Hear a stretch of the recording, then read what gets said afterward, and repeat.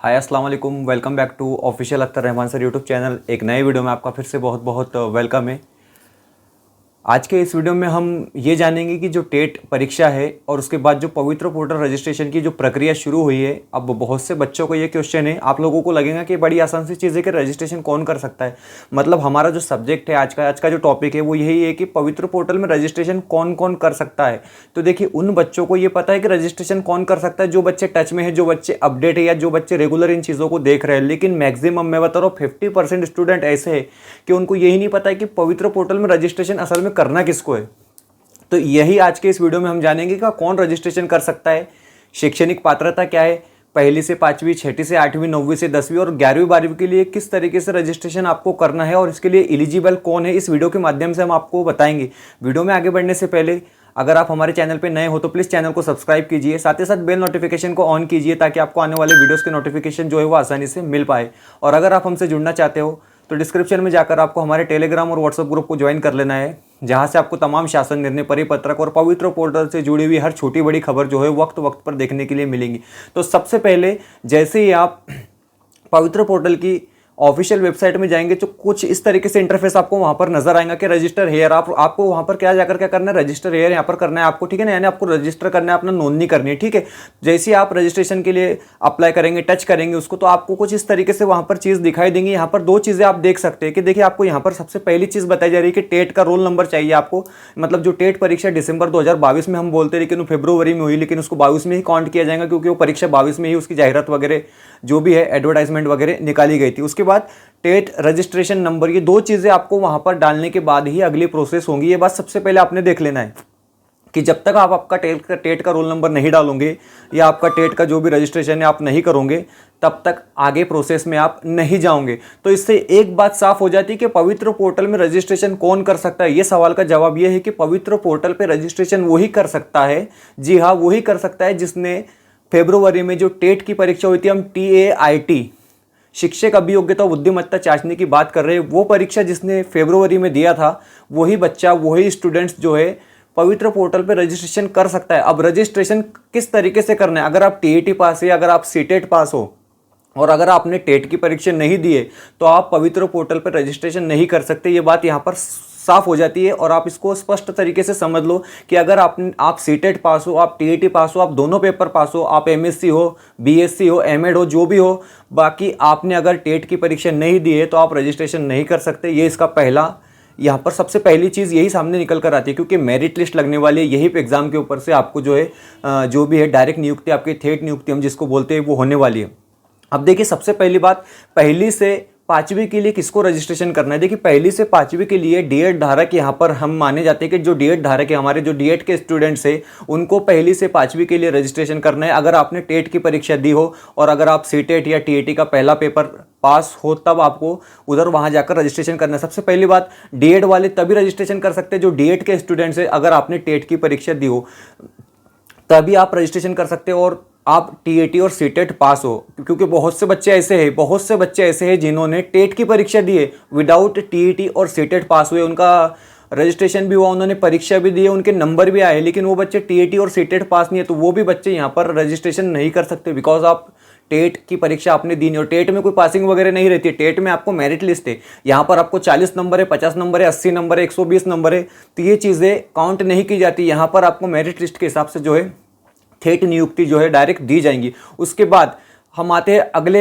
विभाग की तरफ, मतलब छठी से आठवीं। अब छठी से आठवीं में यह है कि आपको TAT या CTET का पेपर 2 पास होना जरूरी है। छठी से आठवीं के लिए आपको CTET का पेपर 2 पास होना जरूरी है और साथ में आपने जो अभी पीछे एग्जाम हुई फरवरी में टेट की, वो परीक्षा भी देना ज़रूरी थी।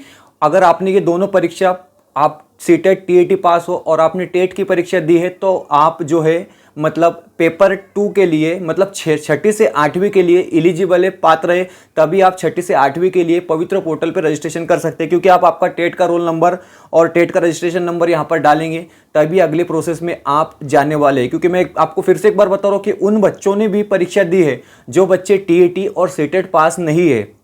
जी हाँ, हम पेपर 1 की बात कर रहे हैं, पेपर 2 की बात कर रहे हैं, लेकिन कुछ बच्चे ऐसे हैं जो बच्चे टेट और सी टेट मतलब टीईटी और सी टेट जो है ये दोनों परीक्षा पास नहीं है। उन्होंने टेट में जो है अपना एप्लीकेशन फॉर्म भरा था और उन्होंने पेपर भी दिए। बच्चों को नंबर है 70, 75, 80। मैं खुद ऐसे बच्चों को जानता हूँ, ठीक है। उसके बाद हम बात करते हैं 9वीं 10वीं और 11वीं 12वीं की। अब 9वीं 10वीं में आपने क्या करना है कि 9वीं 10वीं में अगर आप टीईटी और सीटेट नहीं पास हो, ठीक है, 9वीं 10वीं के लिए आप भले ही टीईटी या सीटेट पास नहीं हो, लेकिन आपने टेट की परीक्षा दी है और आपके जो भी नंबर आए 70, 80, 85, 90 जो भी नंबर आपके आए, तो आप जो है 9वीं 10वीं के लिए पवित्र पोर्टल में रजिस्ट्रेशन कर सकते हैं टेट की बेस पर, ठीक है। लेकिन आपको वहां पर जो है डीएड वाले वहां पर चलने वाले नहीं है, डीएड के स्टूडेंट्स वहां पर चलेंगे नहीं। वहां पर आपको बीएड, बीएससी या जो भी आपका बीएससी, बीएड, बीए, बीएड या जो भी बीएड होता है आपका, तो आप 9वीं 10वीं में उसके लिए रजिस्ट्रेशन कर सकते हैं। ये एक बात यहां पर और क्लियर हो जाती है। और अब आखिरी बात हम करते हैं 11वीं 12वीं, 11th 12th के लिए भी जो है टीएटी और सीटेट जो है वो जरूरी नहीं है। अगर आपने सिर्फ और सिर्फ टीएआईटी मीन्स शिक्षक अभियोग्यता और बुद्धिमत्ता चाचनी की परीक्षा दी है, तब भी आप जो है 11th और 12th के लिए जो है रजिस्ट्रेशन कर सकते हैं। उसकी शर्त एक ही है कि आपको मास्टर डिग्री होनी चाहिए। आप एमएससी, एमकॉम, एमए जो भी आपकी मास्टर डिग्री हुई है उसके बेस पर आप 11th और 12th के लिए रजिस्ट्रेशन कर सकते हैं। तो ये इसकी पूरी की पूरी पात्रता है। अब हो क्या रहा है कि बच्चे जो है टेट देकर डायरेक्ट जो है उधर रजिस्ट्रेशन करना चाहते हैं विदाउट टीएटी सीटेट। तो पहले से 8वीं के लिए ये पॉसिबल नहीं है। अगर आप टीएटी सीटेट पास नहीं हो, 9वीं 10वीं 11वीं 12वीं के लिए करना चाहते हो तो ये पॉसिबल है। लेकिन विदाउट टीएआईटी मतलब शिक्षक अभियोग्यता और बुद्धिमत्ता चाचनी के पेपर दिए बगैर अगर आप टीएटी और सीटेट के बेस पर डायरेक्ट रजिस्ट्रेशन करना चाहते हो तो ये ऐसा पॉसिबल नहीं है, ऐसा होगा नहीं। क्योंकि आपको फ्रंट में ही दिखाया जा रहा है कि सबसे पहले आप देखो इस तरीके से कि आपको टेट का रोल नंबर और आपका टेट का रजिस्ट्रेशन नंबर जो है वहां पर डालना है। जब भी आप रजिस्ट्रेशन को टच करते हो, रजिस्ट्रेशन को क्लिक करते हो, तो ये दो चीजें सबसे पहले आपसे मांगता है कि आप आपका टेट का रोल नंबर और रजिस्ट्रेशन डालो और उसके बाद आगे चीजें जाएंगी। अब टीएटी फ्रॉड कैंडिडेट के साथ क्या हो रहा है कि टीएटी के जो बच्चे मतलब टीएटी में जो बच्चों ने परीक्षा दी थी जिनका नाम 3 अगस्त 2022 की लिस्ट में आया था, अब उन बच्चों का क्या हुआ है कि ये जो